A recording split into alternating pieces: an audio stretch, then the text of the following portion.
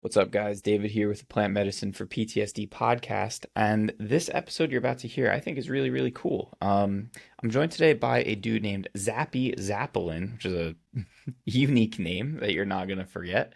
Zappy's an interesting dude. So he's somebody who made a ridiculous amount of money in like the .com era, as he was vice president of this investment bank thing. So doing his corporate job, making a ton of money, and then has what he calls a spiritual midlife crisis, which I really loved. And all of that ultimately leads to him doing ayahuasca and being the person that he is. He ends up making a documentary about ayahuasca called The Reality of Truth. He goes on to become, I feel like he probably just invented this title, but it's a pretty cool one. He calls himself the Psychedelic Concierge, and you can go to psychedelicconcierge.com. If you have no idea how to spell that, just do your best and Google will figure it out. But it also might think that you're trying to spell conference because that happened to me. But Psychedelic Concierge. And now he actually has this training program, this certification program to become a psychedelic guide, psychedelic sitter, psychedelic therapist. I actually don't know what term he would prefer I use. I probably should have Googled that first. Sorry, Zappy. But what's very cool about his program is that it actually is accredited. It like literally will give you CEUs or continuing education units, continuing education credits. I don't know. But, doctors and therapists and such, they have to keep up their licensure by taking these continuing education courses. And the fact that Zappy has created one that is actually accredited is really, really cool. Cordy and I have been kicking around the idea of training therapists how to do what we do because we get nonstop interest every day from therapists who maybe have taken some sort of certification program and they don't really know how to still work with people. They don't really know how to translate those skills into an actual business. They don't know how to really support people through the integration. Maybe they can design a safe ceremony space, but working with somebody for 6 months for psychedelic integration is a whole different ball of yarn. So I think what Zappy's doing is really, really cool. I think his heart is really in the right place, which I'll be honest, I definitely had some preconceived notions about him. Coming from this like investment banking background, working with celebrities and high profile people, usually that kind of stuff kind of rubs me the wrong way because there's a lot of ego that gets wrapped up in these like high profile individuals. Even his look and his persona, it's clearly like curated, right? And so I really wasn't sure about him when we first met, but having now spoken to him for an hour and a half, there's no doubt in my mind that his heart is in the right place. And I think he's doing great work in the world. And I really hope that he and I can continue to be friends and do some more podcasts and maybe work together in some capacity, because I certainly think that he is doing what is needed in the world right now. And he's got some very interesting stuff coming down the pipeline with a new movie coming out all about frequency and how the future of healing lies in sound waves. Not even sound waves, perhaps, but like digital frequencies. Very interesting stuff. And I'm really looking forward to seeing more about Zappy, to seeing that movie. And I'm looking forward to you listening to this episode. So I'll stop yapping. Go ahead and enjoy this one with me and my new friend Zappy, and I'll see you on the other side. What's going on with your shirt today, man? Were you painting before this? No, this is my psychedelic tripping wear, I call Ah, hell this. yeah. Okay. And so this is just some tripping wear is like something that you would wear. My friend made this. It's like a really cool shirt, but it's basically uh, super comfortable when you're tripping. And then when Hmm. your friends look at you or you see yourself in the mirror, it enhances your journey. Yeah, man. We got active wear, we got lounge wear, we got tripping wear. I like it. That's yes. We'll stick with the topic of your look for a second. Talk to me about these Okay. glasses, dude. Because like this, I feel like this is your trademark vibe with the glasses and like the beard. Yeah, yeah, no, it is. I found these glasses several years ago. I had, these glasses and I just kept finding and acquiring them as I got went along the road. And I tell people that the real legit story on these glasses is that what I love about them is they're very futuristic, but they're also sort of like I don't know, Art Deco or something like that. So they cross over. And I say that I really wear these because when I put them on and then I look in the mirror, I don't take myself seriously. And I believe that to be the number one mistake that humans are making in this physical reality incarnation, is that they're taking this to something seriously that is not meant to be taken seriously. Well, it's interesting that you say that because I'm kind of asking about this because like I'm doing some research before the episode, and so you Google your name, which is a unique thing by itself, and I want to ask where Zappy came from, but like it almost, and I say this with so much love, it's almost like a character, or like you are a character, like, oh, that's Yeah. Zappy, that's the psychedelic concierge. He's got those weird glasses that look super cool. So I don't know. I wanted to ask you about this because it almost seems like how can I put this? Not that there's ego involved, but like the whole reality of truth. You talk about the ego and psychedelics. People talk about killing your ego and subjugating your ego. And here you are almost cultivating this persona and this appearance in a certain way. I'm not doing a good podcast host job because there's no question there. These are just ramblings from a That's sleep deprived okay. No, parent. But I'm totally with you. I mean, for me, I worked on Wall Street when I got out of school, and there you got to wear a tie and jacket and all this stuff. And the day I left Wall Street, I like ripped that tie off, and I'm like, I'm never wearing one of those again. I don't care if it's like the president's like dinner. I'm not doing it. I'll just not go. I'll just wear a blazer and yeah. And so, um, as I started to have my own deeper and deeper experiences with psychedelics and peeling back the onion, and I realized, the whole secret of life, like that song says, James Taylor, it's just enjoying the passage of time, being in the present moment. And if you can, when you're in the present moment, if you can not take things too seriously, know that you don't have a lot of control over what's happening. And that's, I can go into that a little bit, but in my ayahuasca experience, when I met God, that was like what God said to me. And this is like 2011, something like that. And God said, like, basically during my ayahuasca, said, you know, do you know how you're breathing right now? Do you know how you're digesting your food, how you're growing your hair? Like, do you know how you're doing that? You're doing it, but do you know how? And I was like, no, I don't even know how I'm breathing right now. And then God literally said to me, then what makes you think I need your help? And I was like, oh, wow, you're right. Like, how am I going to get so upset because these people aren't listening to me over here when I don't even know how I'm breathing right now? And if I don't do that for 2 minutes, I die. And God just said, just enjoy it. It's perfect. And I came back and I was like, you know what? I'm going to enjoy it because I'm finding myself to be in a miracle. And I think that's the power of psychedelics, is that they bring you back to the fact that you're living in a miracle where, you know, the sun is 93 million miles away so we can have an atmosphere. And I'm talking on the phone in real time to China and all this stuff. And it's so miraculous, but the illusion is so good that you get jaded and you forget. And the Maya illusion is great and you forget. And then you do psychedelics, brings you back to, hey, you know what? I'm not in charge of this whole thing going on. I don't even know what I'm doing here. I'm just going to be in gratitude and I'm not going to take it seriously. And these glasses and this shirt that you and I talked about, this is called tripping wear. And it's a new category of clothing because tripping wear is all about, being comfortable, the reality that you're going to go inside your mind potentially at any point because it's available to you in the right set and setting. And then if you're wearing something that's cool that you can look at and trip a little better on, or your friends can look at you and be like, wow, your shirt's me. That's my definition of A, tripping wear, but also B, don't take it seriously because you're in a miracle. You don't know why you're here. You don't know what comes next. But if you can remain grateful to be here in this unknown circumstance, I really think that might be how you're judged by God, not on your good deeds, because we all do those for different reasons. well, dude, podcast over. Great conversation. You just said everything that's worth saying. Wow.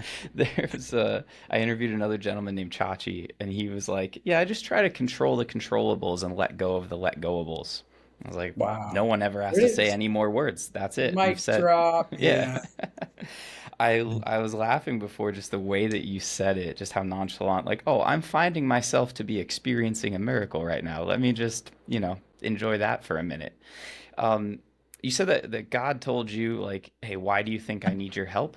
What were you trying to help with in terms of just controlling things and forcing outcomes and things like that? Yeah, I'd say forcing outcomes or, you know, trying to get people to do this or that because I believe that that was better for them Mm, and I have to get this message out, and all that. And in that moment, I realized that, uh, I realized that I was in a miracle. But fast forward now, a few years later, I was out, showing my Reality of Truth movie all around the country. And somebody came up to me after one of the screenings and they're like, hey, I'm friends with Lamar Odom, the basketball player, Kardashian. He's not in a good place. Would you be okay to talk to him about plant medicine? And I was like, wow, that's amazing. I love it. And I started to work with him. And as I started to work with him, some of the things that were happening as I surrendered the outcome, I actually, things were happening, but they were happening more miraculously than I had envisioned what was going to happen.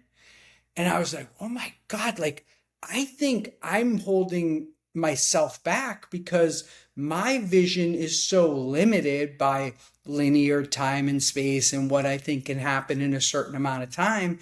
And here's the universe showing me that this is so interconnected and so dynamic that it doesn't have to be linear. It can go from 0 to 100 in a second, and another miracle that leads to this crazy miracle situation. And so, in that moment during the pandemic, making that movie, I said, I'm going to step out of my own way because I know now that my imagination is limited and I'm now the only thing getting in the way of progress. how do you see like what you are doing right now then? Like what role do you play? Like what is it that you actually do if you're talking about getting out of your own way? Yeah. So, you know, I feel like I've had to come to a place where I say to myself, I want to be whatever value I can be to the awareness of psychedelic medicine and plants coming out into society. It doesn't have to be my idea though. It doesn't have to go any way you want. Some guy shows up tomorrow and he's got a really dynamic thing to add, like by all means, like Brian Johnson, for example, the biohacker, live forever. He recently did 5-MeO DMT on a live stream, and he had done two 5-gram mushroom journeys on a live stream before that. And my phone is blowing up from biohackers because he came out of that and said, I've that was the most single important experience in my life, and all my biomarkers are better than they've ever been. And he goes, I'm looking at it now and I realize that sleep affects it a little bit and diet affects it a little bit and all these things, but the psychedelic medicine increases it by some factor beyond all those other things. He's like, so this is incredible moment for me to realize this is all about longevity. And so for me, it's like when I see somebody like that stepping forward and affecting all those people, I'm like, I'm just a cog in the wheel of the word coming out. And I always, kind of hit my pillow at night going, hey, you know what? If one person gets access to these medicines one day earlier because we made all this noise and we insisted that people, look at the science, then we won. I don't have to get a trophy and I don't have to have some position within there because we all appeal to different people. You appeal to a certain, person, and, Yep. you might be very valuable if they're going through a certain thing. If a veteran might be more effective than you with other people, a mom with kids might be for somebody. So we each have our person or our people to try to share this with. And I think, I've been ranting about this for, if you ask my friends, 35 years. I've been ranting about psychedelics, and mushrooms and how everybody's got to do them. And so then as the science kind of caught up and people post pandemic were like, okay, shit, we can't go back to talk therapy and antidepressants. Like, what do we got? that this is showing itself to be the most important element of mental health and addiction treatment and stuff coming up. And so I think we're just kind of in that moment where we just have to each play our role and be as transparent as we can and try to use our knowledge to support people. And I'll lastly say that for 35 years and even the last 10, as I was out there, really ranting about psychedelics and the science that had been done or was being done, people weren't ready for it, until very, very recently with AI coming on board and World War III possibly happening, all this stuff. And now they're literally calling me. You know what I mean? It's like they're like, and my message is like, "Hey, Zappy, it's so and so. I know I've fought you on this thing for a long time, but I'm ready. Okay, I'm Yeah. not going to fight you anymore." And those kind of phone calls are really rewarding, but not for my ego necessarily, but like, wow, like It's this working. is this can't be stopped ever now. Yeah, It's that's going to that's for change sure. This everything. this is it is the future. That's undeniable. Um, so I thought that your start with this stuff was the ayahuasca journey, but you said you've been into psychedelics for like 30 plus years. So Yeah, talk to me, what was like, because I want to rewind and hear about your like sure. corporate career as well. But what was Okay. the introduction to psychedelics for you? What was that like? So the introduction was when I was a teenager. I hung around with some older kids. I worked at this restaurant, and they were just like cooks and bus people, and they were just older kids, and I was exposed to that in my teens, and I had an awakening psychedelic experience when I was a teen where that changed everything from my life in one way, which was that in this psychedelic experience, I looked at my hand and it was like trillions of atoms and they were vibrating at this certain frequency. And I was like, oh, wow. And then I looked at my friend and he was the same atoms, but he was like a slightly different frequency than me. And I looked at the table, it was like this really intense, one. And I was like, oh my God, everything's frequency. The air in between us was alive. And I thought, I can never unsee this. Obviously, my five senses are limiting what I'm actually seeing, and there's a lot more going on. And then fast forward um, all the way to 2011, where I had this kind of spiritual midlife crisis where I did everything that society told me to do to be totally fulfilled.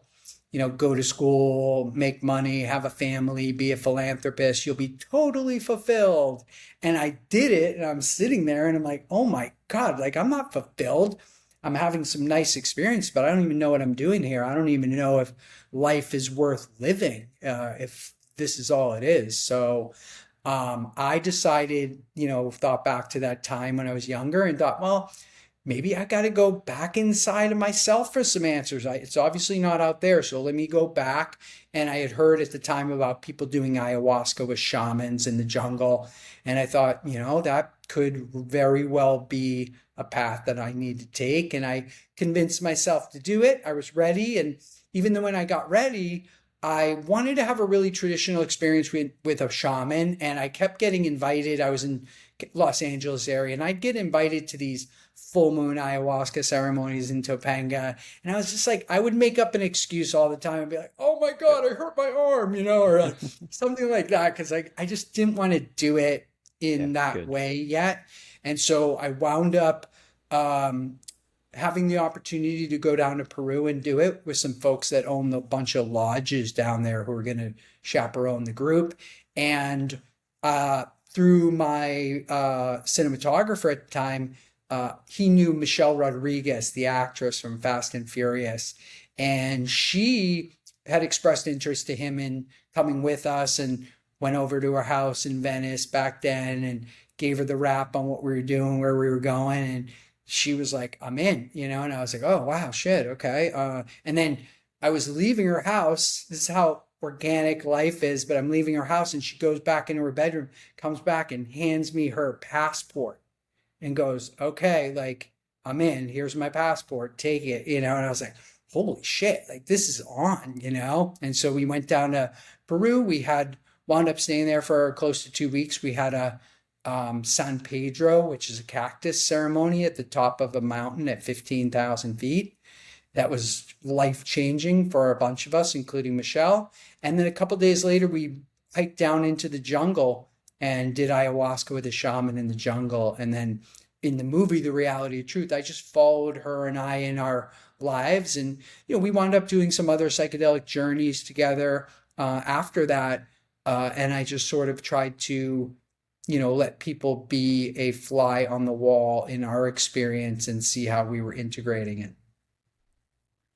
I'm imagining the actual experience of like having a film crew as I'm trying to go do psychedelics, but also appreciating that's very different for someone who comes from the film industry where that's just another day in the life for her, I guess. Yeah. That'd be so weird for me. No, it is funny because I say to her and I say to Lamar Odom, who are the sort of protagonists, leads in my two movies, that I'm like, wow, you guys are so brave. I would never let anybody film my first I'm psychedelic thinking, experience. But, for Michelle, it wasn't her first, but even that ayahuasca. But, we had a high conscious crew and we told everybody, we're not going to like be in your face.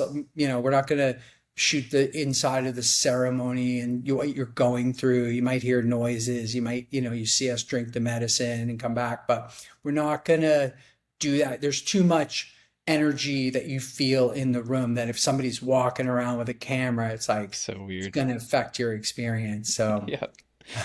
It can be hard enough to be like fully tripping and be around somebody who's sober who doesn't fully understand. Like you can feel so yes. judged just from that. So then, yeah, to have a camera in your face, not what you need. So, So this, I love the term that you used, that you had a spiritual midlife crisis when you realized I did all the things society told me to do, and I kind of hate my life, and there's no meaning here. Was there any catalyst for that specifically that you can put your finger on? Was it just a sort of general accumulation over time, or was there a come to Jesus moment where you realized your life wasn't what you thought it would be?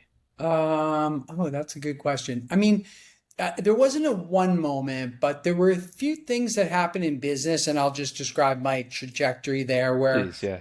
I grew up in Boston and I always liked financial Wall Street, live in New York. That was like a lot of people's dream. And so when I got to do that, I moved to New York. I had this experience, incredible experience of working on Wall Street and achieving, enough to be a vice president in a major investment bank and to do all that stuff. And what happened was I wanted to be more entrepreneurial. And so I didn't find myself to be able to be entrepreneurial enough on Wall Street. I was busy telling people about the stocks that we as a company owned. And I really like some other ones, but I was limited by what I could do. And so I decided to leave there. And I, have a some kind of a gift of being able to kind of extrapolate out what the future kind of looks like based on where people are at in that time. And I saw that the infomercial industry was burgeoning. You could make your own TV show and buy airtime in the late 80s, early 90s. And so I wound up with a friend leaving the brokerage industry and we made some television shows that were like corporate profiles about our clients who were like Genzyme and Dunkin' Donuts and pretty cool companies. And so we started doing that. I wound up getting on the Today Show with Katie Couric to talk about infomercials because it was pretty early in the trajectory. And at the end of the segment, she didn't really like infomercials at all. She was kind of trying to beat us up. And mine was a non-traditional one, so she couldn't really get me. And so at the end of the segment, she said, all right, well, thanks for being here. And I said, oh, by the way, Katie, if anybody wants to get in touch with us, our phone number is 1-800, da, da, da. And she was like, oh my God, it's like an infomercial here. And then they cut the camera and she like lit into me. She's like, you'll never be back on this show. You turned this into an infomercial. I was like, I don't know Kind of what my to tell thing. you. And but meanwhile, back at my office, like hundreds of phone calls were coming in, and then every time zone that the show would air, hundreds more calls. And from that, I called a whole business of, Diana Ross, the artist, wanted to sell some of her stuff direct. Time Warner was doing new infomercial type things to promote pay-per-view inside of their boxes and stuff. So it turned into like kind of a traditional career. And then when I saw the internet coming in the late 90s, I was like, oh, wow, that is like the marketing person's dream. You can track where people go and where they come from and all that. So I went into it and thought, where do I get, how do I enter this space? And I came up with the concept that if I owned a category generic domain name like beer.com, diamond.com, computer.com, I would have credibility. And as more people came onto the internet, I would rise with the tide. And so famously, I bought beer.com back in 1998 and I redeveloped it a little bit as a beer portal. And 2 months after I had bought it for $80,000, I sold it to this Interbrew, a beer company up in Canada, for $7 million. So I was like, ooh, this is like a pretty good business model. And I went back and I bought diamond.com and did a deal with that, and computer creditcards.com and computer.com and these things, and Crazy. wound up having a Super Bowl ad in the 2000 Super Bowl for the computer.com. And what the story's leading to is that in after the internet bubble burst, I went back and acquired computer.com with a few partners. We developed that thing over the course of a couple of years. And when it was time, my partners who didn't have some of the exits that I had earlier, they wanted to sell creditcards.com and for a few $1 million and diversify into a bunch of domain names. And I wasn't able to, stand up against that. I didn't have a majority. So we wound up selling it. And 2 years to the month that we sold it for 3 million and change, that same person sold the business, no different, the whole thing, for 133 million. And so I was, to your point, like, what was the tipping point where I was sitting there going, universe, like, why would you keep me from, $40 million? I feel like I could have done my share. Like, I feel like I could have really done some cool stuff and I would have, shared all this. But I just had like a chip on my shoulder where I was really agitated, like when I'd have to see commercials on CNBC for my brand. And so I tried to let that go. Anyways, I wind up doing plant medicine. I came back from all that and I was telling everybody, oh my God, you have to do plant medicine. It's amazing. And my friends that really needed it, maybe they had an addiction or they were really in trouble, they were saying to me, oh, Zappy, I cannot do this. Like, if I tell my family I'm going to go sit with a shaman in the jungle, like, they're going to Baker Act me. It's not going to be good. I can't do it. And so I was like, oh, I need a Western medicine approach for people that they can get in here and have this experience and start out. And somebody told me about the research on ketamine in 2015. And I was like, wow, that could be interesting. I convinced a doctor in Florida to give me the Yale protocol of the IV ketamine. And as soon as it hit me 5 minutes in, I was like, oh, this is it. Okay, I'm going to have to dedicate my life right now to this because it's FDA approved. You go super deep. You don't have to diet before. You don't have to do the same amount of integration. This is where people are going to start. And so I dove into that and opened a clinic with a doctor in 2015 and just went after that awareness, just creating awareness for the real science from Yale that said it was 72% effective against treatment-resistant depression that nothing else works for. And so in that moment, I was even able to clear my PTSD over this creditcards.com situation that happened to me, where I felt this, agitation, unrest within me. And in that ketamine experience, it showed me what my life would have been like if I had taken the money Really? and, yeah, and been sitting on the back of a boat, smoking a cigar, not really Huh. providing much value to society. And Yeah. then it showed me, here's the reality of truth. And, 20 million people have seen it, and 1 million people have had a psychedelic experience because of this movie. Like, which one would you have chosen if you had Wow. this? And I was like, shit. It's like Yeah. like the movie It's a Wonderful Life, right? Where the angel like shows him what would have happened. Yeah. That's Yeah. I'll tell you a crazy story. I have a bunch of people that I do the ketamine group sessions around the country with. I've okay. got one coming up at Harvard on April 23rd for a group of about 20 Harvard students, from all the different psychedelic clubs and Cool. societies at Harvard. And it's going to be amazing. But one of the girls that I do it with, a few months back, she was new to the ketamine. And so she went in there and we did our little group, and she went in, and in her first experience, she's a realtor in Delray Beach, Florida. And in that first session, she said she saw herself in a boardroom talking to a group of investors. And she's like, and the ketamine downloaded the exact speech that I'm to give these investors. And then she told us what the speech was. And we were like, oh my God, that's amazing. 2 days later, she says the speech to them and they give her a $10 million listing in Delray. Let's go. Yeah. What A percentage does couple of the weeks. ketamine get? She's giving it almost all the credit, you That's know. awesome, dude. And then a couple weeks later, we did another session for a different group. She wound up going in there and just said, oh, by the way, ketamine, what should I say to get that $3 million listing on the beach? And it like kind of like broke down how hers was. She's about sustainability and stewarding properties to the right people. So she was going to do that for the people who had these houses that were like in their family. Got the $3 million listing. And it's like, so in regular, three-dimensional reality, it seems like you have to do everything linear. But what you realize in this miracle machine with the things like these compounds that can take the filters off, that really you're working with something much more dynamic. I agree entirely. And just on the ketamine topic, this shirt is from a company called Mental Joe Apparel. And my friend Chad is a veteran also, and he was in a ketamine session, and the medicine straight up told him to start an apparel company. And he was Wow. like, okay. Yeah.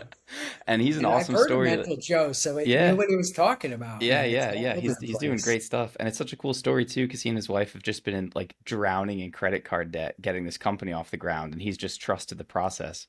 And I don't know if I'm at liberty to actually say too much about this, but things are changing for him right now. So it's very exciting that like he Awesome. trusted the medicine to like great personal discomfort, and Yeah. is now having a huge effect. So I always wear his shirts when I do podcasts. That's awesome. I'll Um, tell you another story, non-ketamine, yeah, but mushroom. Good friend of mine down here in Florida.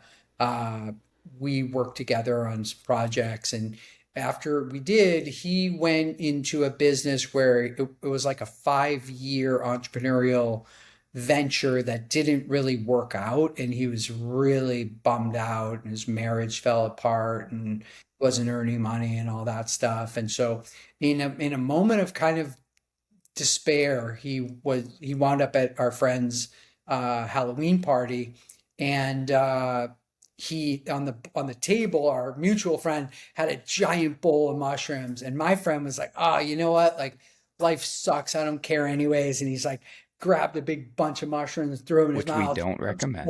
took some more, and he said he had this like transformative experience over the next 24 hours. And he's like, and then it became so clear to him exactly what he needed to do in his business. And 2 days later, he launched his company, and he's now, quite literally making $1 million a month. And he's like, I wouldn't have done it in that time. I couldn't see how I was supposed to go and where the value was until I separated from my ego of, oh, I have to stick with this because of this and that and that. No, just go to where you're supposed to be.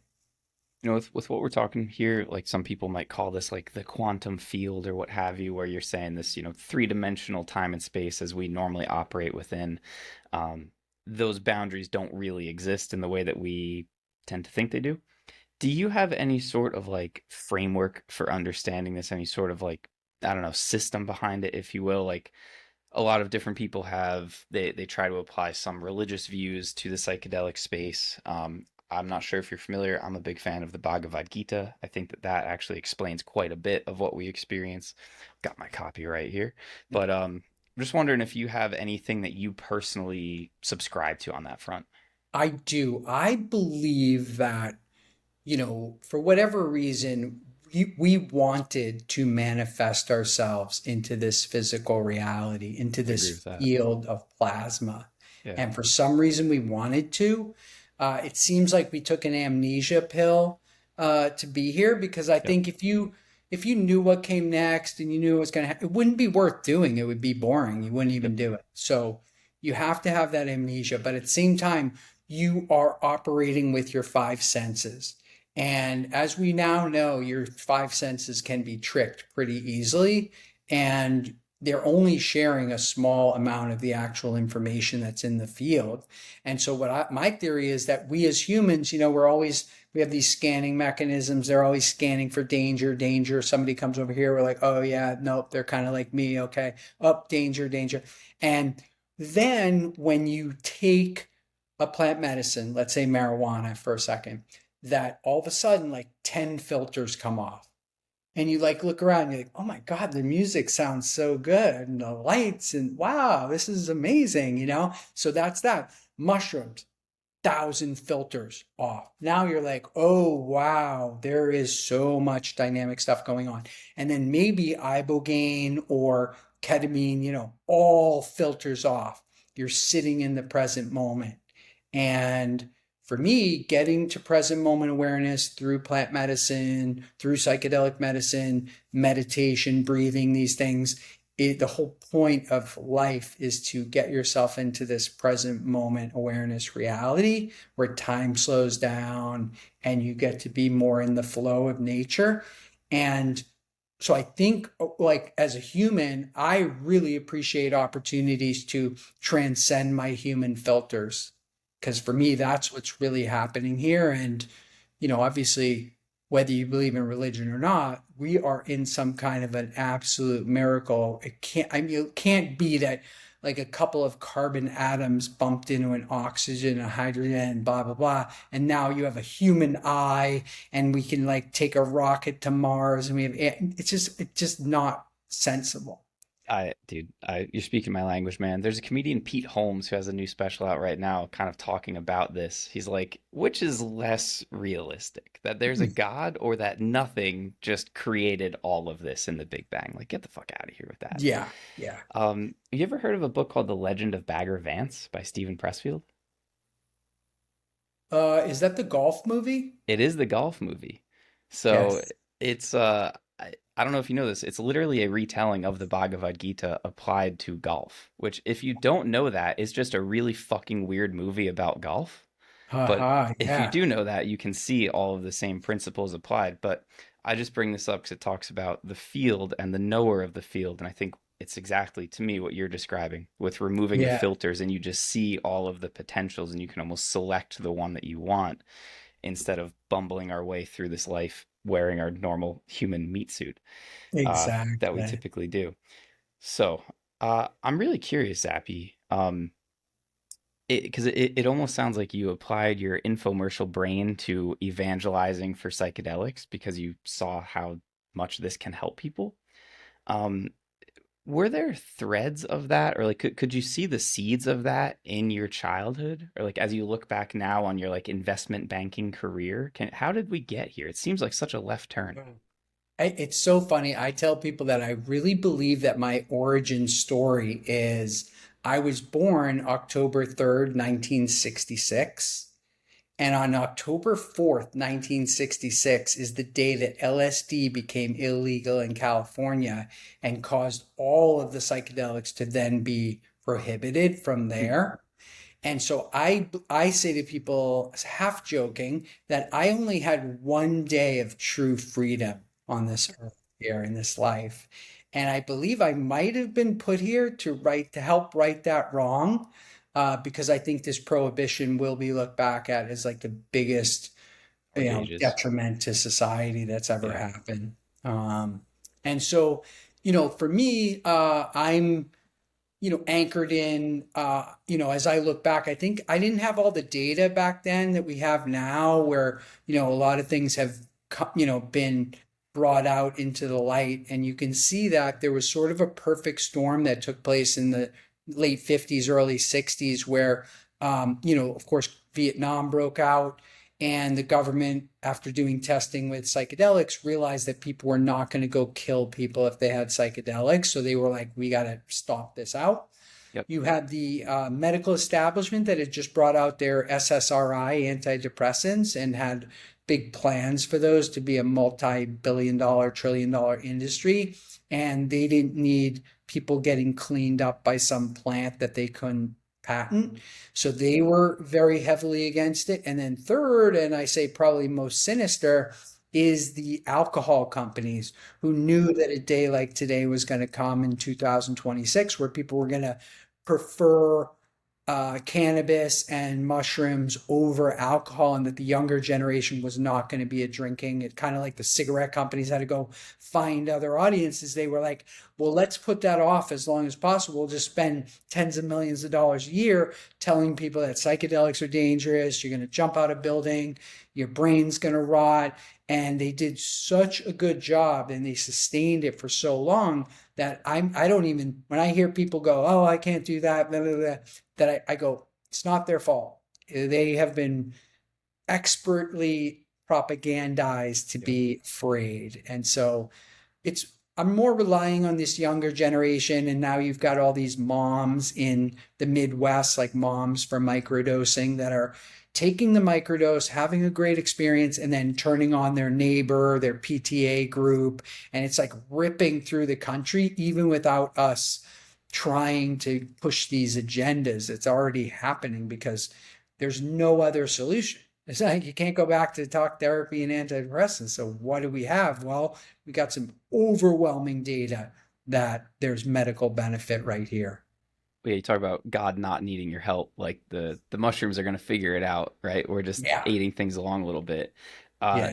if that somehow answered my question, I missed it, dude. So how do we get from being like a kid dreaming about working on Wall Street to doing this? And I mean Yeah. this to say, like, I'll talk about my life for a second. So Tell I'm a me. doctor of physical therapy by training, and then left that. Now I do the psychedelic integration, which is sort of like physical therapy for your soul. Like being a surgeon would almost be like being the shaman administering this the ayahuasca, but then they come see Yes. me for 6 months afterwards. So it's almost like the same thing was there, just applied to a different way.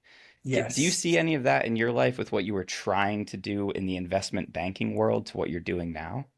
Yeah, I think so. I mean, I was always, trying to find cool things and then share them with people. And Mm, now because of my being around cameras and things so much over my career, when times have come where I could film something, I did that. It wasn't like an organic, like, I'm going to make a documentary film. It was very, very organic. It was just like, let me shoot this because maybe I can share some of it. I don't know how or when or what. But so as I, uh, had this realization that, uh, in my own life, that the people around me really needed these compounds. They needed my confidence to get them to be okay to do it. That I was like, that'd be a great pursuit for me. If I can just, I'm going to wake up and do my thing anyways. Why don't I do my thing in a way that can really move the meter on people? And I joke around and I say the only two things that I've ever seen that work as advertised are psychedelic medicine and Visine. Everything else is bullshit, vitamins. But, yeah, and I'm I was joking, so but worried it's, you were going to say Viagra. no, I don't know if that works as said, but for sure we have something very, very special. And like you said, why would God have put these things here on earth and given you receptors in your brain if you weren't supposed to have them? That Yeah. wouldn't make any sense. Yep. And so I'm telling people, hey, if you go through your whole life and you don't experience this thing of turning your brain on or shutting off some of your filters and these things, you might have wasted your entire life. And I wouldn't want to die and be sitting in front of God and I'm saying, okay, God, God's like, why are you here? And I'm like, well, because I died of this disease or whatever. And God's like, well, why didn't you take some of those natural things that I put there to heal you and tap you back into spirituality? And if my answer is, well, because this guy in a white coat told me not to, God's going to be like, guess what? You're not thinking for yourself. You're about to go back for another 100 lifetimes. Yeah, right. Congratulations. And I don't want to have that. And so I believe that nature is very intelligent and it knows that people are becoming deeply, deeply stressed, and we have all kinds of ways to annihilate each other. And so it's bringing these things out. And the ayahuasca told me in no uncertain terms when I was in Peru, and be it God or Pachamama, Mother Nature, that I sat there and I spoke with, said, I need to come out in the United States, in Los Angeles, in New York. It's people can't just all come down here for 2 weeks to Peru and have a vacation like you. So you're going to have to tell the story that makes people know that it's okay to do this, meet them where they are. And so anytime somebody, gets on a stump and starts telling me, like, who do you think you are to use these indigenous medicines? And I'm like, God literally told me, the spirit of ayahuasca told me it needs to come out and I should do whatever I need to do it. So, Yeah, and I mean, even a lot of the indigenous folks, obviously, I won't speak for all of them, but our maestros, Shipibo healers who've lived in Pucallpa, Peru their whole life, they're excited that there's more and more opportunity, and they know that not everybody has access to it. So they're happy that, at least again, these two people that I know are happy that there is more and more access because the world needs it. And yeah, even if you ask them 100 years ago, nobody, like in their communities, right? Nobody was public about using ayahuasca. It was like almost a closely guarded family secret. And if somebody came for healing, the shaman would drink the ayahuasca, not the person receiving the healing. And they've right. explained to me how that has shifted over time because people need it more and they need the access to it. So Yeah, again, brilliant. N equals two of like my two maestros explaining this to me, but I'm with you on that front, man. Yeah. Um, Hey, how does Ram Dass factor into this? I was taking a peek through the reality of truth, and a big smile cracked out on my face when I Mm. saw Ram Dass come up. What was your experience with him? Yeah, it was an awesome experience. A friend of mine, their family was close to Ram Dass, and I got invited to come and meet him in Hawaii and film with him. And I was like, I love Ram Dass. My mom's maiden name is Alpert, same as Richard Alpert Ram Dass, and they're both from Bangor, Maine. Their families came through Bangor, Maine. There's a book called The Alperts and Cohens of Bangor, Maine, and so I know somewhere in my lineage it crosses there with the Alperts. That's cool. Um, but I just always like thought Ram Dass was like such a cool guy, and I loved having my Be Here Now book that I could flip, open up a page and get some kind of inspiration or enlightenment, throughout my life. And I always respected what him and Timothy Leary did at Harvard and then going to India. He was on like a kind of a journey that I wanted to be on in my life. And so when I got the chance to meet him and spend a day with him, it was amazing. And as you see in the reality of truth, it's like my favorite part in that movie where I'm like, I got to hear from Ram Dass that I should do this. And then I go, Ram Dass, should I do it? And he goes, and he actually says, like, he goes, yes, yes, yes, like that. And then I go, okay, so a seeker should find a shaman and do it. And he goes, sure, sure, sure.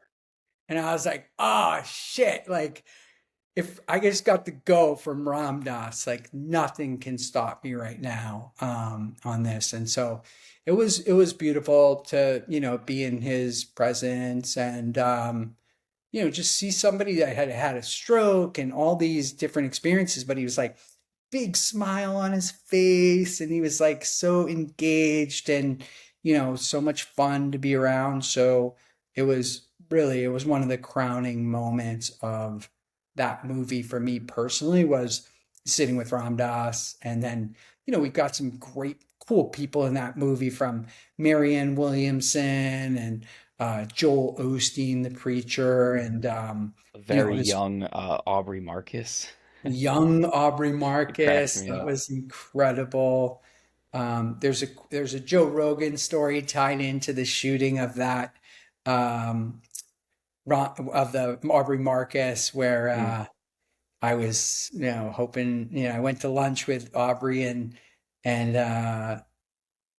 Joe Rogan, and we left the cameras all set up in the hotel room, like so confident we were getting Joe. And we went down there, we had lunch, and I told him about the movie, and he personally did not like Deepak Chopra, who was a component of the movie, and told me, he wasn't going to be in the movie for that reason. And I tried to, go at him like, hey, this is about plant medicine. It's not about any one person, but he was like, not doing it. You can take your pick, and I was, disappointed, but at the same time, every time people watch that movie and they see Aubrey and uh, just his confidence that you should do this and it will be positive no matter what, even if you don't get the answer that you want to get. People a lot of times they get really moved by him, and then Michelle Rodriguez, and then at the end of the movie cuts to black, and people like, you know what? I think I'm doing ayahuasca, and so that was the goal of that movie, was to get people confident enough to go do it because we With did. with what you just shared about Aubrey being like, no matter what, you should go do this. It's going to be positive. Do you believe that, or do you have some hesitations or reservations about making a statement like that?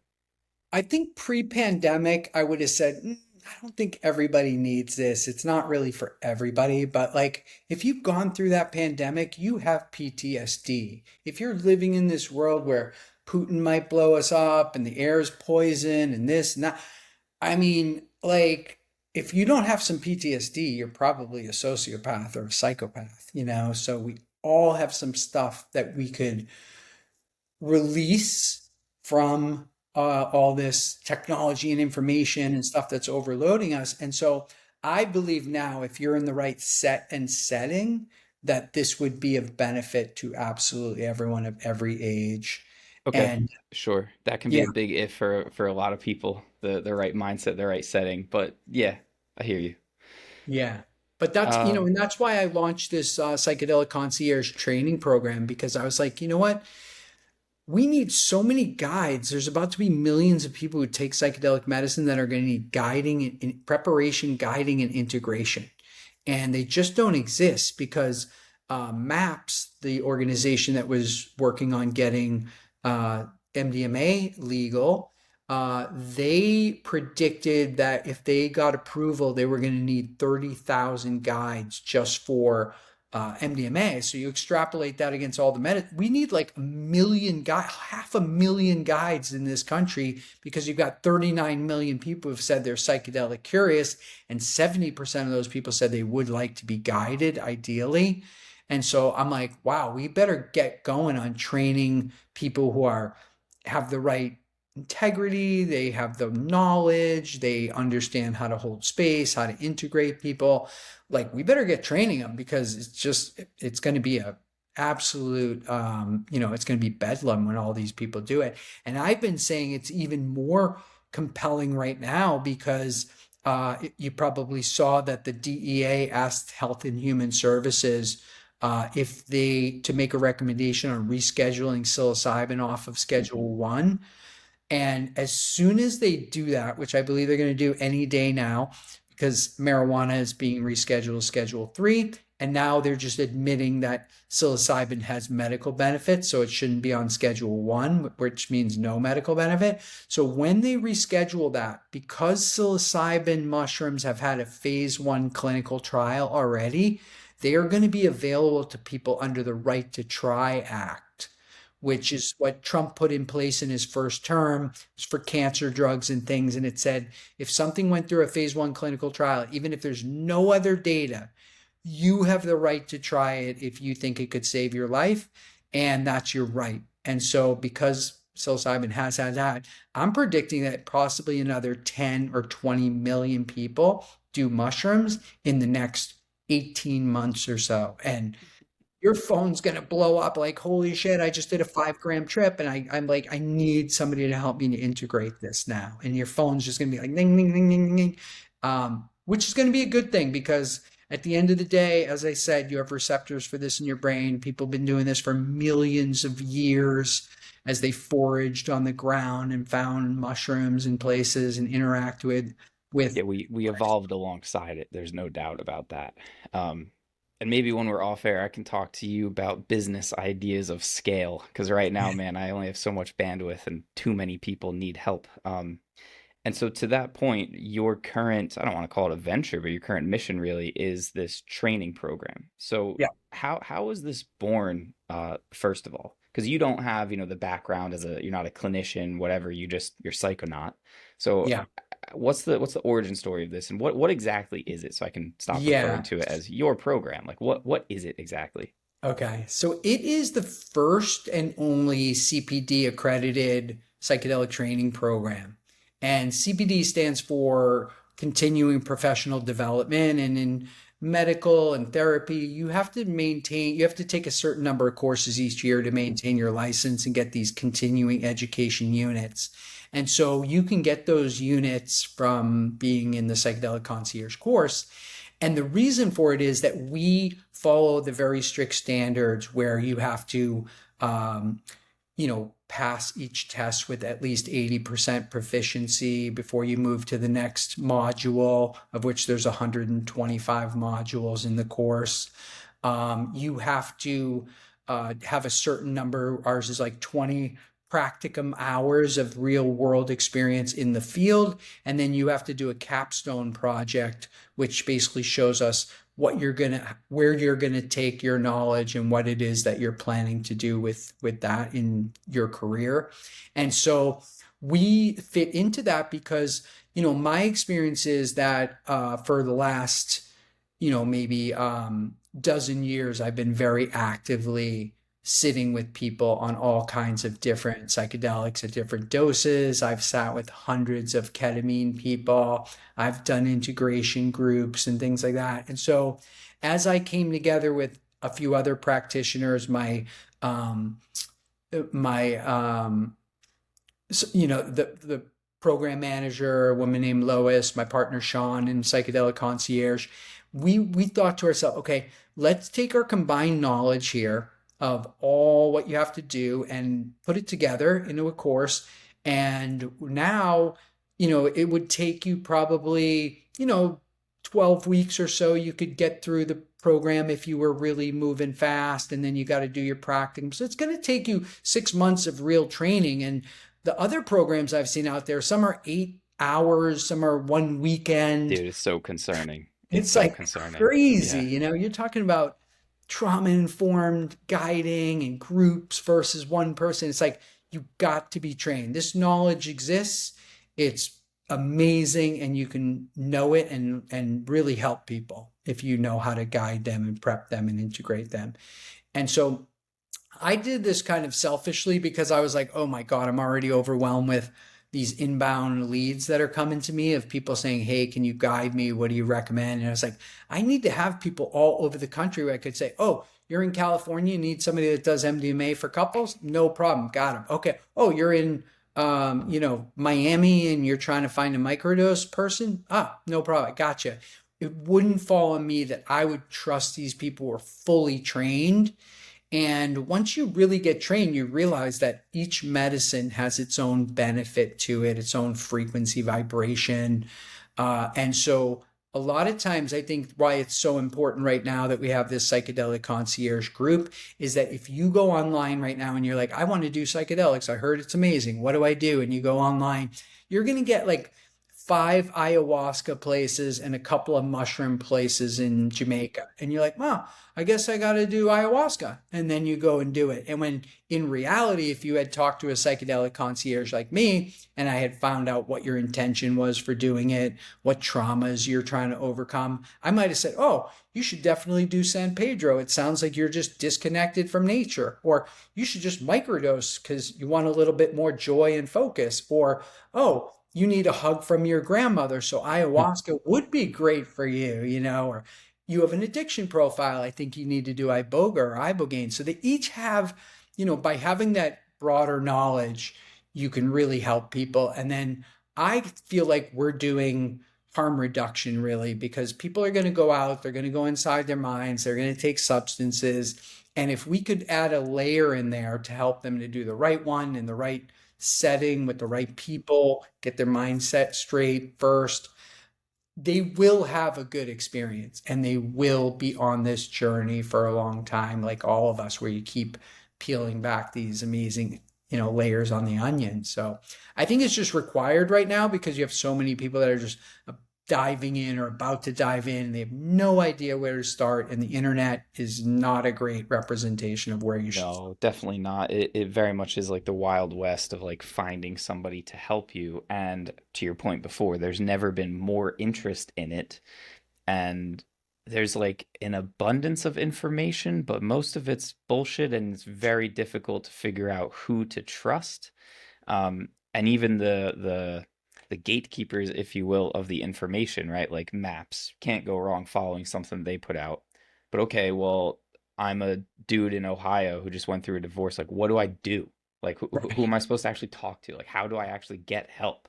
Like, Yes, yeah, it's not clear how to navigate that at all. And so, if I'm hearing you correctly, you were almost like, I have too many people asking me for help. I don't have great trusted recommendations to point them to. Let me just train my own people so I know what they're providing, and then I'll feel good pointing them to that direction. exactly. And That's I'll awesome, tell man. you, let me name off a couple of insane, amazing inbounds that, I get inbounds. I got one where it was like, can you do 25 people at the Lanai Four Seasons for our son's 21st birthday? That's And I'm like, strange. yeah, and I'm like, shit, yeah, I think I could do that. Like, yeah, I can go to the Four Seasons. But, I need to bring three or four other people with me who are trained. They're going to hold space properly. They're going to be empathetic. They could be, help people with integration. Because I can't, after 20 people, it's like they can't all call me and be like, so here's what's Yep. going on. Here's what's Yep. great. Here's what I need to. So it's really was born out of necessity. But when I met my partner, this guy, Sean Gray, in Psychedelic Concierge, he had had a life-changing experience. He watched The Reality of Truth, like Truth, almost 9 years ago. It totally changed his life. He wound up helping Rhythmia in the beginning. That's in the movie, the ayahuasca place. And he came, when we came together a year and a little bit ago to formalize this, just the fact that we had that spiritual connection in the field together, it felt like, wow, if I'm going to ever trust anybody to do this with me and roll this thing out and make sure people are well trained and the right people are there, I needed to be guided again by plant medicine, not my own, trying to shove it into this box that I know or that presents itself. But when it's fully aligned in the frequency, it's like you just kind of know, and you're like, oh, this is great. Thank you, universe. And so I'm doing a bit of that, surrender experiment. I don't know if you know that Michael Singer book called The Surrender Experiment. He's got another one called The Untethered Soul. Yeah, I'm familiar with And that.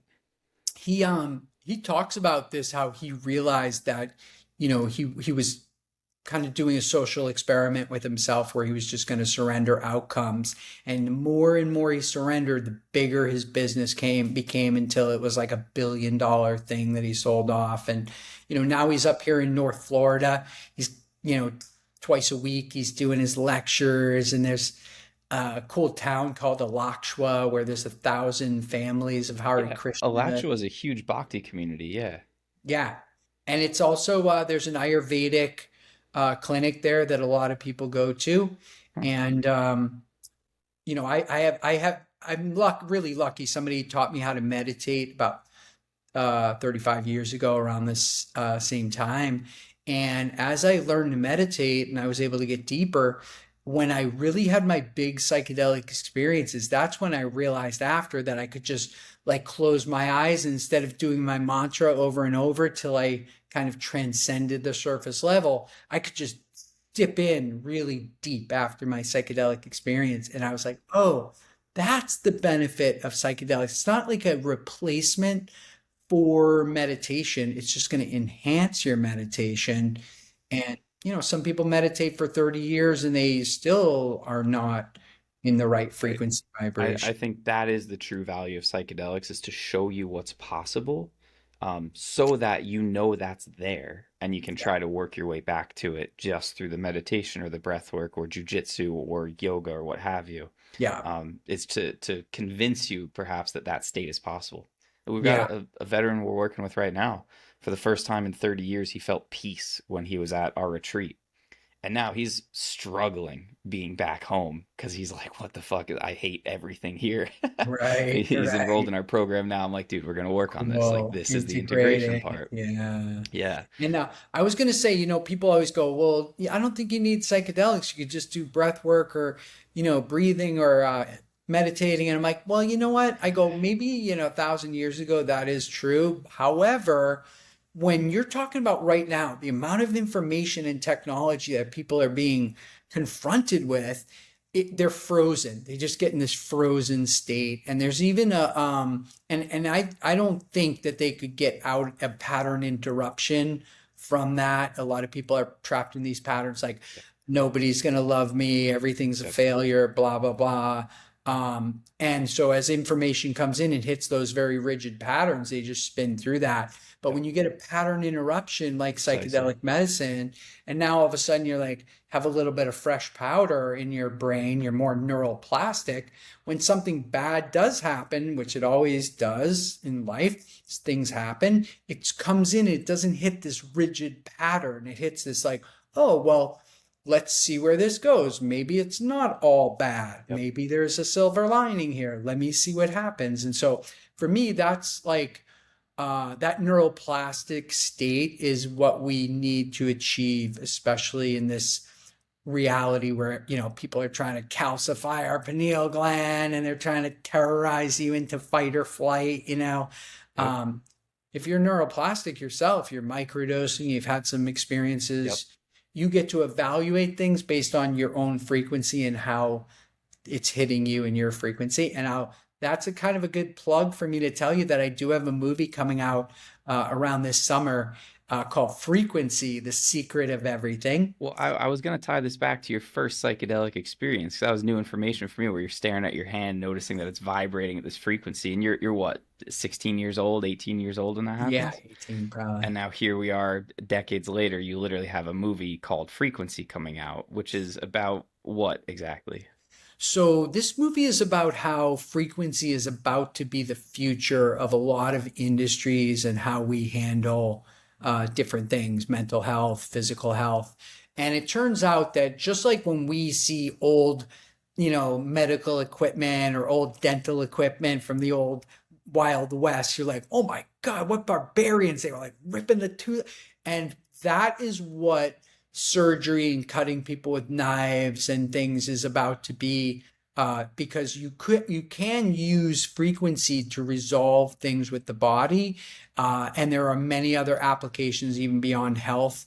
In this movie, we cover agriculture, energy creation, all kinds of opportunities. And so there was a guy in the early 1950s, this guy Royal Rife, who came up with a frequency catalog where he said every disease and every virus has a certain frequency, and if you hit that frequency with the exact opposite frequency, it'll cancel it out and negate it.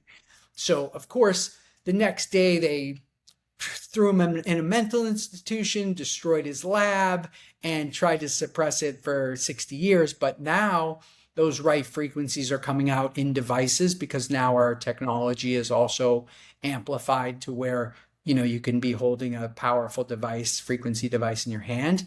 And so there's a lot of opportunity to take these frequency devices, I'm going to give you an example, like what a healthy liver frequency is supposed to be. You put the frequency of a healthy liver cell into this water, these drops, and you drop it in your body, goes in, and it's as it goes into your liver and that frequency, all the other liver cells go, oh, this is like a better frequency for us. Let's up level. And they just like all up level. It wasn't that you had to like get in there and move anything. So that's number one. Amazing. Now they found out you can do this remote frequency healing through scalar waves. These are waves that are always here. This is how like quantum entanglement works, where they have one, molecule over here. They separate it and they put one in New York and one in, Australia. And they heat up this one over in New York, and at the same exact moment in Australia, this other one responds. So it's like, oh, it's connected through the field. maybe I'm part of the field. Maybe this is like, wow, holy shit, what if? And there's a great application for agriculture that's a mind blower where they are doing this now in some big like Archer Daniel Midland fields now because of the success of it. But what they do is they are they are having the farmers when they water their field, they put the water through this frequency structuring device. And what they wind up doing is they spray the field with the structured water and they don't use any fertilizer and nor any pesticides. And they're getting higher yields with just giving it the frequency. So the example is that, if you give a frequency of nitrogen to the plant, it doesn't really know the difference whether it was like where the nitrogen came from. It just sets off this chemical reaction that you want to have happen. Mm. And so we can deliver all of these different elements and supports through the field. And there's an example with agriculture where if you're growing corn, let's say, and the caterpillars are eating your corn, but the birds, the crows, eat the caterpillars, then what you do is when you spray the field, you put the frequency of crows into the water and you spray the field, and all the bugs just stay away. They go right around the field because it has this frequency of crows. And so this is really something that's going to, change everything. It's sort of like a macro leap in how we understand how we treat the body, the mind, even how we do it at a distance. And so it's a lot of fun. We just, over a few years, thankfully, Dr. Joe Dispenza's in the movie, Bruce Lipton, Greg Braden, Sim Harriman, Eileen McCusick, all these really cool people. And they break down, the fact that just like you said in the beginning, we're in this field, this, quantum field of, and they say that the fourth state of water is actually called plasma. So there's like a solid, a liquid, and a gas, and there's plasma. And Yep. plasma is the state that things are in before they kind of manifest. They could manifest in anything. And so we're in this field and we get to operate. And for some reason, we decided we wanted to show up in this plasma field for some reason. Zappy, feel free to give like a PC media trained answer on this, but do Okay. you go down like conspiracy theory rabbit holes of like, Yes. okay, dude, have you ever seen the stuff about like how they destroyed all of the bells in the churches and Yes. like how churches used to gather energy from the ether and things like this? Because as you're Yes. as you're describing this stuff, man, with like structuring the water, I'm imagining the layperson out there who hasn't drank ayahuasca listening to this, and they're like, "What the fuck are these hippies talking about?" But Yeah. me, having done psychedelics, I'm like, "Sure, dude, you put raven energy into the water and the caterpillars stay away. Why not? Why wouldn't it work like Absolutely. that?" Yeah. Why why do you think? Everybody's walked into a room and felt some kind of energy and Yeah, been like, dude. shit, what's going on here? When So people try telling me that like this stuff is real or isn't real, I'm like, do you believe in Wi-Fi, dude? Like right. there's radio We waves didn't know here. I about don't have the equipment to see or interface with it, but I build technology that can. I think yeah. DMT is a technology that allows us to interface with the reality of reality. So Yes. where I'm going with this, question wise, you mentioned this Royal Rife gentleman. I've never heard of this guy, but there's a lot of stuff like this where it's like people were experimenting with stuff way back in the day in like electro agriculture. I know a little bit about that. Hmm. Why is this now like groundbreaking revolutionary technology that gets looked at askance by the normal person? In like your example with the Wi-Fi, if I had told you 40 years ago that there's this Wi-Fi spectrum that you can send information, you'd be like, dude, like, go smoke another joint. Like, you're whacked, But we keep learning about all of these, hidden forces of nature. And, some of these, like, you know, the way that they just found that soldier over in Ticket. Iran that crashed, people, they're like, oh, they listened for his heart murmur. And I'm like, no, they did, but every heart has a signature That or they frequency. had some CIA people doing remote viewing and they found him. Yeah, exactly. And so this is like using the field, using technology that, again, AI is only accelerating this, and our ability to hold these tools in our hand, is making the difference. Royal Rife, his machine was like, half the size of a room, but the science held up, it's like, yes, we know now that everything has a frequency signature. So if you hit it with an exact opposite frequency signature, science says it has to, you know, change and Yeah. morph into something different and go I mean, away. So, this is the basis of the name of our company, becoming Om. Om being the primordial sound of the universe. And you gave this example with the liver cell and introducing that to the other cells. I think about a frog sitting in a pond. I don't know if you've ever seen this when they croak and it sends out the ripples. I like to yes. think that as you heal yourself, you become that frog sending out the ripples that other people can get entrained to your frequency because there's so many negative frequencies from social media and the news. So I try to be the Om in the room that other people can kind of elevate to. Zappy, I'm gonna let you go in a minute because I know that you got stuff to do.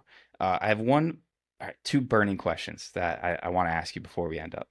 Quick one: why Zappy? What does that mean? Where does that come from? Because Yeah. like, So basically, what happened, this happened on Wall Street, this transition. My last name is Zapolin, like a mm-hmm, violin. And so people have been calling me Zap or Zappy since I'm a kid, mm, teachers, everybody's like, Zap, come over here. Kids love saying Zap, like all that kind of stuff. So my first name is Michael. And when I got to Wall Street, there were so many Mikes and Michaels. And now, even today, I get on these phone calls and they're like, three Mikes and me. And I'm like, well, this is why I'm Zappy, because mm, I've got to avoid confusion. And this is cool. helping me to, avoid confusion, but number one. But number two, I just like when I say it to somebody, like, and they're like about to shake my hand real serious. And they're like, hi, I'm John Poindexter. And I'm like, I'm Yeah, Zappy, and they're like, yeah, what?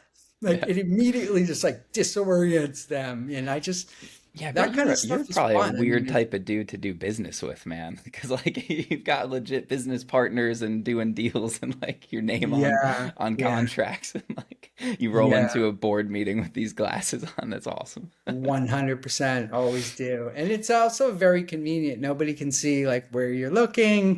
It's for sure. If your eyes are bloodshot, if you haven't slept in a couple of days, they're just like, oh, he looks really fresh, and I'm That's like, awesome. All right, man. sure. The other thing I wanted to ask about, and maybe the answer just is the frequency stuff, but you mentioned you've always kind of had this gift to of prescience, like foreseeing where things are going, the emerging patterns and trends with the .com stuff, the infomercial things, the internet. We can see how that was applied to the marketing brain and to the money making brain through investment banking. Obviously, the answer is also just the emerging field of psychedelics and so the psychedelic concierge service, the guiding people. Um, what else is like the next thing coming that you see? Because not that we're too late on this, obviously. This is a rising tide, but like the wave has broken, so to speak, right? Like the psychedelics are coming. There's no Yeah. avoiding that. What do you think is like the next frontier, if you will, or what predictions do you have for the future of this stuff? Yeah, I'm really excited because, in the 1960s when psychedelic medicine hit, uh, it changed everything. Business models, art, music, culture, fashion, like it all changed. And then they were able to suppress it and put this prohibition on us. But now you see this microdose psilocybin coming out and all these things. They can't suppress it this time. We've got the internet, we've got basic science that people really got comfy with, during the pandemic. And people are thinking about their own mental health, their own wellness, not just going to the doctor and assuming they know what's going on. And so we've got this situation where this perfect storm has led to people being ready. But I think probably, like you said, it's in the frequency because all of these psychedelics have their own frequency. And I've done patches. There's a patch that they have that's a psilocybin patch. You stick it on your skin.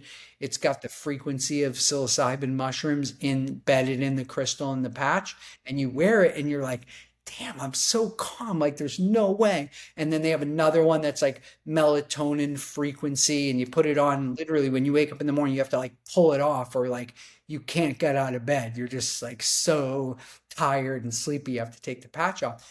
And then I've had the headphones, some of these places where you're getting this frequency delivered in different psychedelics. And I've even, had experiences with, waves of energy coming at me that are changing my consciousness. And so the future of psychedelics is definitely going to be digital. It's definitely going to be frequency. And I love that because if you're in Alaska and it's frozen tundra and there's no mushrooms around or anything, you can still go inside your own mind using the right frequencies to tell your brain, because basically think about it like this: if you eat an orange, you want vitamin C, so you eat an orange, it goes into your bloodstream and it signals in the brain an electrical signal from that chemical reaction, an electrical signal saying release these components and so forth.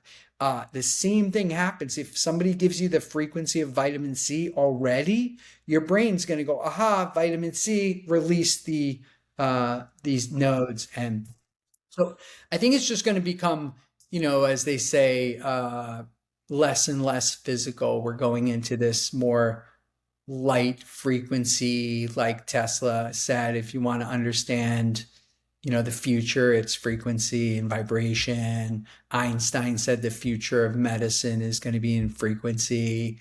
And so we can see that everything's a frequency. I'm a frequency right now. And if I take a mushroom, it's just like this frequency that grew out of the ground. I put it in my frequency, and now I have to synthesize that within my own frequency.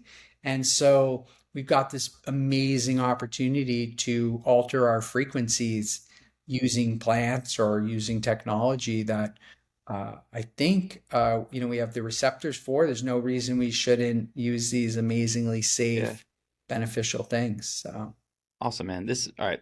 This opens the lid on a whole other conversation about like the artificial versus natural and digital versus analog thing that we do not have time for, mhm. and gets scary with like transhumanist things going on, but also how do we reach people at scale? And to your point of like someone's in Alaska. I mean, I run an online microdosing program.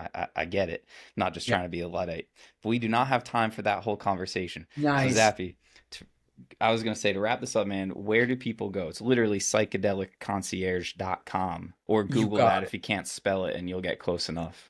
Yeah, exactly. And I'm Zappy Zapolin, Zappy, and then Zapolin like a violin, Zapolin. So if you go to my social media, you can click on there and find Psychedelic Concierge. You can find on zappyzapolin.com, you can find my movies and resources and things that could help you. So just get plugged in. I mean, a lot of this is just, I'm sharing what I'm learning and what I'm finding. It's not, I don't have all the answers. I'm just like learning and going as I can and partnering up with other people that have unique knowledge sets. And, I would love to, have another conversation. I'd love to have you on my podcast to talk about Totally. microdosing protocols, integration. Like these are the important things. It's not like whether this psychedelic renaissance is going to happen and if these things are effective. It's like, no, are you going to be ready or are you going to get left behind? Beautiful, man. Thank you so much for your time, buddy. I really appreciate it. Thank you for being you and doing the bidding of the plants. Yeah, they, Love it, they man. don't have a voice for themselves. They need us to advocate for them. So thanks for doing what you're doing too. I dug into what you were up to and your friend base, like, Mental Joe and all these cool people. I know you guys are really moving the meter too. And Thank it's you, man. like, it's not on any one of us. It's really a collaborative effort. And who resonates with you? Because Yep. that's who you can affect in your world. I appreciate that very much, man. I take credit for almost nothing, but yeah, the people who seem to respect me, that means a lot to me because they're very cool people that I've somehow stumbled into being peers and friends with, and it's pretty awesome. And I hope that I can count you among that circle now, Zappy. Thank you Yeah. very much, buddy. Really appreciate it. Appreciate you. Peace. All right, folks, that's it for this episode of the Plant Medicine for PTSD podcast. As you could tell at the end there, I probably had like 1,000 more questions that I wanted to ask him, but we had to get Zappy out of here to go, go about his business. So we only had about an hour and a half to record this one. So I'm definitely looking forward to doing another with him in the future. And I would definitely encourage you guys to suspend your disbelief about, putting the frequency of ravens into the water or whatever birds, putting frequencies into the water to grow the plants better. This shit is fascinating. And as we talked about at the end there, like if we can accept that there are radio waves all around us that we can't see, but we can build technology to interact with, is it that crazy to think that we can imbue water with some frequency to have some effect that is not immediately obvious to us with the naked eye? I don't think so. So maybe we just sounded like crazy hippies, but maybe you took something really powerful away from this episode. I certainly hope so. So, as always, thank you very much for listening. Until next time, peace out. God bless you.